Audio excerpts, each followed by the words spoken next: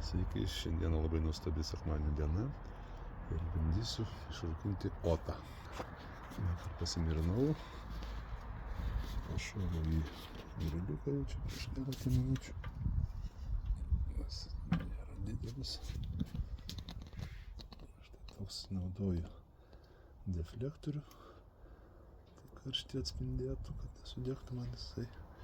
Ir groteles taip pat esu pasiruošęs.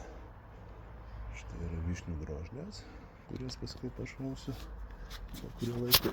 Štai į šitą ertmę labai patogus dalykas yra, kaip rūkinsis, kad temperatūra nekistų. Tai va, yra tokia ertmė, į kurią pašaunama štai va tokiu būdu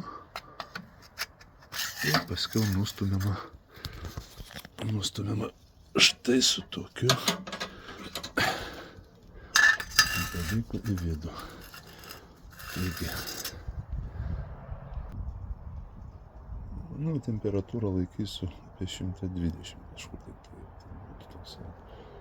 Pašoviau drožlės, kokius dūmas, lauksim rezultatą. Praėjo panašiai pusvalandis, ne pusvalandis, apie 30-40 minučių. Žiūrim, kas gaunasi. Labai neblogai. Labai neblogai. Dar duosim dūmo, dar 20 minučių ir bus super. Iš tikrųjų labai nuostabus oras. Paukščiai, pavasaris artėja. Štai atėjo žuvytės, turėtų būti paruošta, kaip ir